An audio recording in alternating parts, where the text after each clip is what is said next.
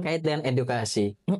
Sebenarnya kan bukan hanya penyelenggara KPU Bawaslu sebagai tadi ya mengedukasi itu. Nah, peran partai politik mengedukasi ini seperti apa? Nah, kalau peran partai politik, karena kami ini partai kader ya, sehingga kita mengkader dulu para kader-kader kita terkait harus melek politik. Melek politiknya. Ya, karena apa? Dari mulai dalam perut sampai ke meninggal itu kebijakan politik yang diambil. Pemilu dari periode ke periode, pemilu tahun sekian dan sekian sampai kemarin terakhir 2024, termasuk juga pilkada, ada nggak sih yang menurut Ibu perlu diperbaiki dari sistem kepemiluan ini? Kalau saya lihat sebetulnya pemilu ini sudah bagus ya, dari kita untuk kita gitu kan, tidak dipilih wacana kan, karena ada wacana nih. Betul. Akan dipilih langsung oleh DPRD. Betul. Ya. Jadi kalau harapan kami dan partai kami, pemilu tetap dipilih oleh rakyat, untuk rakyat, sehingga apa, rakyat itu tahu pemimpinnya seperti apa, bisa memilih pemimpinnya yang baik gitu. Tadi disampaikan pasca pilkada ya. Berarti kan Ibu sudah melalui proses pemilu nih berapa periode kan ya. Nah, menurut Ibu dari tahun ke tahun yang Ibu rasain setelah masuk dunia politik, kualitas dari pemilu kita itu seperti apa, Bu? Nah, kalau kita melihat ya, kayaknya pergeserannya sudah mulai terasa banget, Mas. Betul. Dari saya semenjak masuk ke PDI Perjuangan, kemudian mengikuti pileg, pilkada, pilpres gitu ya, dari 2014, 2019 dan terakhir 2024 kemarin, ternyata lumayan sangat jauh berbeda gitu. Dari tahun ke tahun. Nah, kira-kira kualitasnya semakin baik apa landai atau kayaknya semakin turun dari periode ke periode? Iya, jadi pergeserannya itu terasa sekali, sangat terasa di masyarakat. Ya, yang di masyarakat itu dulu apa ya, money politik tidak terlalu kencang. Nah, saat ini menjadi sangat kencang. Hari ini sangat kencang dirasakan. Sangat kencang dirasakan oleh kami. Mungkin ini PR berat untuk KPU dan Bawaslu.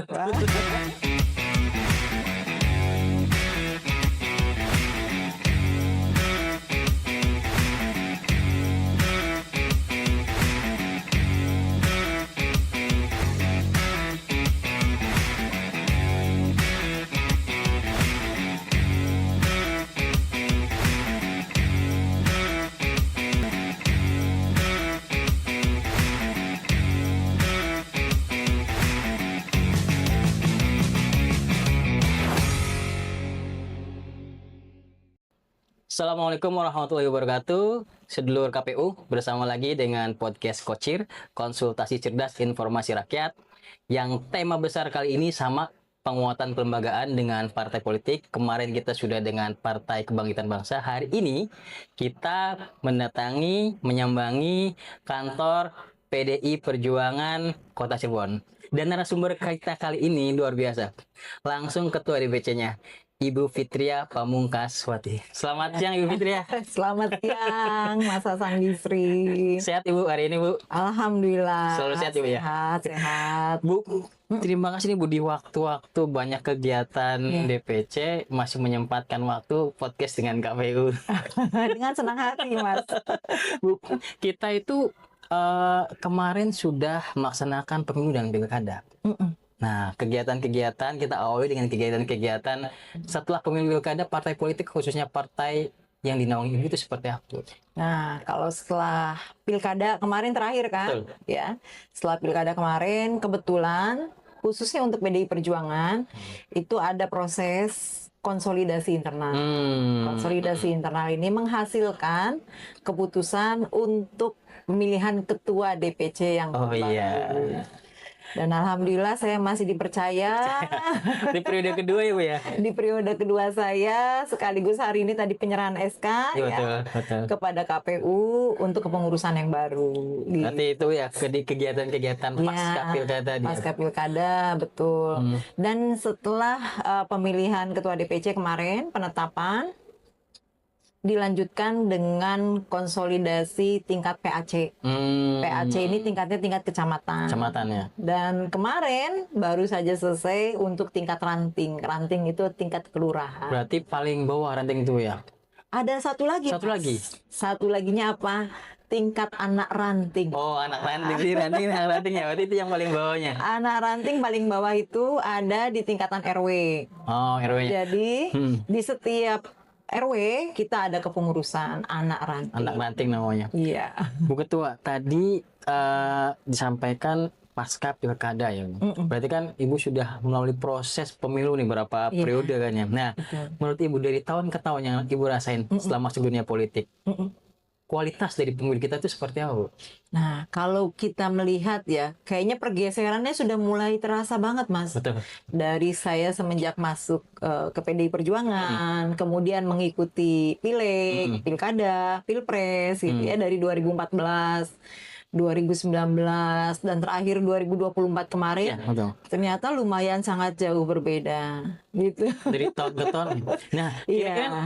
kualitasnya semakin baik apa landai atau kayaknya semakin turun dari periode ke periode? Iya, jadi pergeserannya itu terasa sekali, sangat terasa di masyarakat.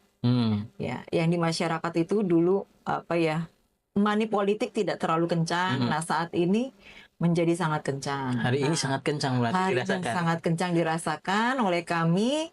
Mungkin ini PR berat untuk KPU dan Bawaslu. Karena apa? Dibutuhkan edukasi kepada masyarakat. Betul.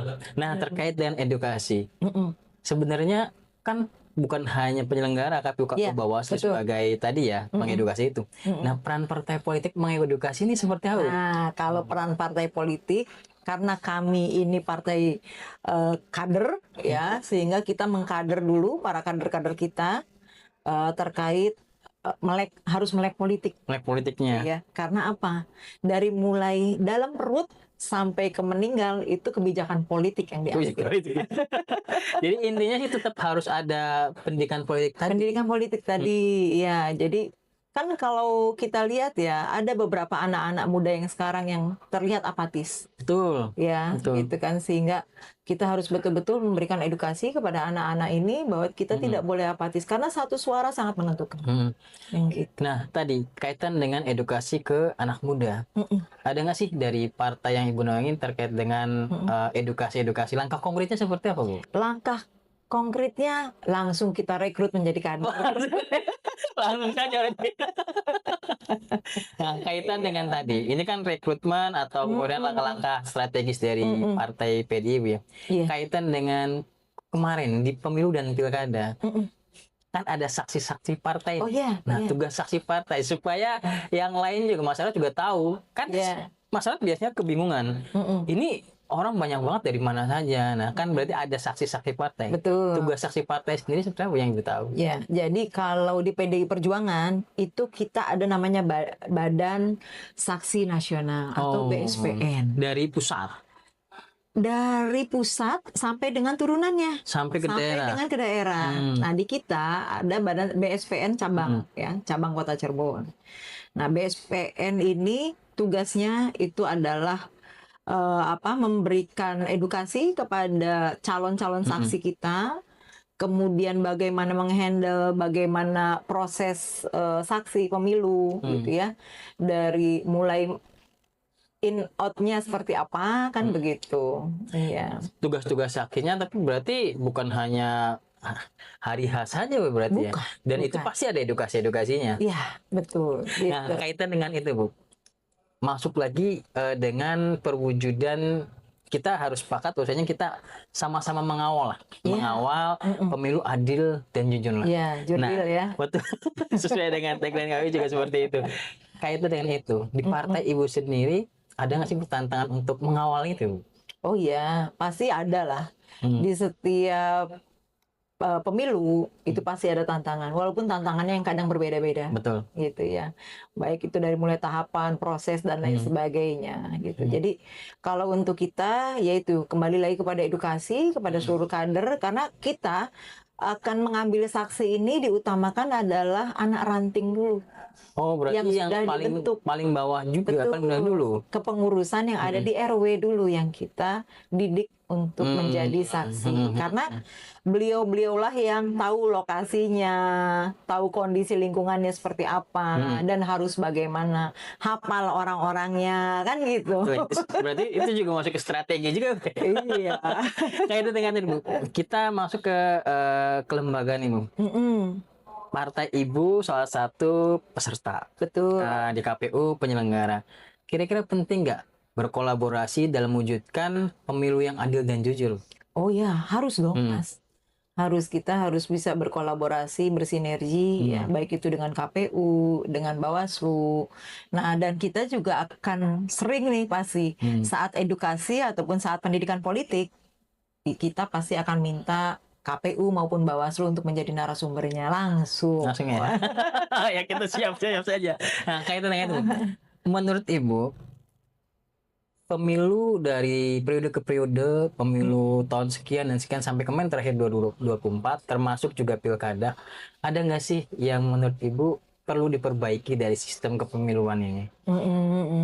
Kalau saya lihat sebetulnya pemilu ini sudah bagus ya, dari kita untuk kita gitu kan, tidak dipilih wacana kan karena ada wacana nih. Betul. Akan dipilih langsung oleh DPRD. Betul. Ya. Jadi kalau harapan kami dan partai kami, pemilu tetap dipilih oleh rakyat. Untuk rakyat. Sehingga apa? Rakyat itu tahu pemimpinnya seperti apa. Bisa memilih pemimpinnya yang baik gitu. Nah, kaitan dengan tadi berarti kan harus meningkatkan partisipasi. Partisipasi betul. Dengan yang terjadi hari ini, mau nggak mau kita harus akui bahwasanya ada nih teman-teman yang apatis, yang golput. Nah, partai sendiri langkah-langkah konkretnya untuk kemudian bisa menggait lah mereka untuk berpartisipasi pada saat pemilu atau pilkada seperti apa, Bu? Ya, yang jelas kader-kader kita harus turun langsung ke bawah. Ya, memberikan woro-woro, memberikan edukasi kepada masyarakat dan sosialisasi, gitu. Nah, dan lain-lainnya, mungkin itu akan menyusul kemudian kan gitu. Itu nanti dibalik lagi di strategi partai bagaimana cara menggait masyarakat yang apatis ini ya. Betul. Nah, yang penting itu Mas, kita memberikan edukasi dulu kepada masyarakat bahwa peran penting dari politik itu sangat penting untuk masyarakat gitu ya, sehingga tidak boleh apatis, tidak boleh golput kan gitu. Kaitan dengan itu semua berarti secara menyeluruh, berarti Ibu sebagai punggawa partai sangat sepakat ya Bu terkait dengan kita bersama-sama mewujudkan pemilu yang adil dan makmur. Oh ya, kita sepakat banget loh. Dan harus kita dukung ya pemilu yang jujur gitu kan. Adil ya. Dan adil itu. Nah, kaitan dengan itu saya minta closing statement dari Ibu kepada masyarakat khususnya warga Kota Cirebon kaitan dengan pemilu nanti di 2029 yang kemungkinan tidak akan berubah. Closingnya kaitan dengan tidak apatis dan berpartisipasi. Silakan Bu. Ya, baik. Kepada seluruh masyarakat Kota Cirebon khususnya saya menghimbau kepada seluruh masyarakat untuk tidak apatis ya saat pemilihan presiden, pemilihan kepala daerah maupun pemilihan legislatif dari tingkat RI, provinsi sampai dengan tingkat daerah. Jadi karena satu suara sangat menentukan ya. Jadi sekali lagi dari mulai kita lahir sampai dengan kita wafat, kebijakan politik itu sangat penting. Jadi kalian tidak boleh apatis ya. Tidak boleh golput. Tidak boleh golput ya. Baik Bu Fitria, terima kasih atas waktunya karena memang waktunya kita terbatas. Namun setelah ini yang tadi kita sampaikan, kita berkolaborasi untuk mewujudkan pemilu yang adil dan jujur. Kita akan bersinergi. Demikian sedulur KPU, bincang-bincang kita singkat namun padat dengan Ketua DPC PDI Perjuangan Kota Cirebon, Ibu Fitria Pamungkaswati. Selanjutnya kita saksikan lagi kaitan dengan tema-tema yang akan kita berikan. Assalamualaikum warahmatullahi wabarakatuh. Waalaikumsalam.